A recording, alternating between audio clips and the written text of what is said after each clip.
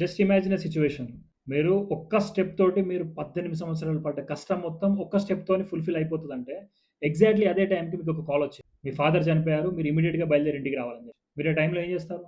Obviously ప్రపంచంలో ఎవరైనా గూడా, అరే! నాన్న చనిపోయాడుగా అని చెప్పేసి ఇంటికి పరిగెత్తుకుంటూ వెళ్తాం. కానీ నేను చెప్పబోయే స్టోరీ ఏందంటే, డిసెంబర్ 2006లో ఎగ్జాక్ట్‌లీ ఒక పర్సన్‌కి ఇదే జరిగింది.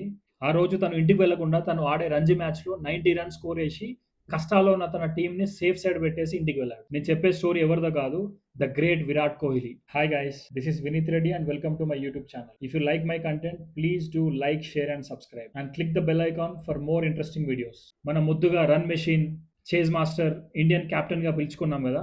ఎన్నో సంవత్సరాలు కోట్లాది ఇండియన్స్ యొక్క ఆశలు తన భుజాలపై మోసిన ఏకైక వ్యక్తి. మరి ఇంత మోస్ట్ ఫేమస్ సెలబ్రిటీ అయిన పర్సన్ కి కూడా తన లైఫ్ లో కొన్ని డార్క్ ఫేజెస్ ఉన్నాయి. అతను కూడా డిప్రెషన్ కి గురయ్యాడు. చిన్న ఏజ్ లోనే ఫాదర్ చనిపోవడంతో కంప్లీట్ డిప్రెషన్ తో స్టార్ట్ అయ్యి, ఇప్పుడు ఏ గలీలోకి వెళ్ళి ఒక చిన్న పిల్లని అడిగినా కూడా నువ్వు ఏమవుతావు అంటే, నువ్వు విరాట్ కోహ్లీ లాగా అవుతావు అంటాడు అనే స్టేజ్కి ఎదిగాడు అతను. బట్ అతని లైఫ్ లో కూడా కొన్ని డార్క్ ఫేజెస్ ఉన్నాయి. చాలా డిప్రెస్డ్ గా ఫీల్ అవుతున్నానని చెప్పేసి విరాట్ కోహ్లీ కూడా చాలా సార్లు పబ్లిక్ కి ఓపెన్ గా చెప్పారు. దీనికి కారణాలు ఏంటంటే, చిన్నప్పుడే ఫాదర్ చనిపోవడం, తర్వాత అతను కష్టపడి ఒక టాప్ మోస్ట్ క్రికెటర్ అయిన తర్వాత ఎక్స్పెక్టేషన్స్ భారీగా పెరిగిపోయాయి. ఎలా అంటే, మన ఇండియన్ క్రికెట్ టీమ్ లో అందరూ అవుట్ అయినా కూడా విరాట్ కోహ్లీ ఒక్కడున్నా కూడా మనం టీం గెలుస్తాం, మనం ఆ కప్పు గెలుస్తాం అనే స్థాయికి ఎక్స్పెక్టేషన్స్ పెరిగిపోయినాయి చాలా వరకు. ఒక గ్లోబల్ ఫిగర్ గా మారిపోయాడు. బట్ ఇంటర్నల్ గా లోన్లీనెస్ తోటి, డిప్రెషన్ తోటి ఫైట్ చేస్తూనే ఉన్నాడు. కోహ్లీ కూడా చాలా సార్లు చెప్పాడు, I'm feeling like the loneliest గా ఇన్ ద వరల్డ్ అని. ఇంత పెద్ద సెలబ్రిటీ ఐకాన్, ఈవెన్ బీసీసీఐ కూడా ఈ రోజు క్రికెట్ అంటే విరాట్ కోహ్లీ అనే విధంగా ప్రమోట్ చేయడం మొదలుపెట్టి, మరి అలాంటి టాప్ మోస్ట్ సెలబ్రిటీ అయిన టాప్ మోస్ట్ పర్సన్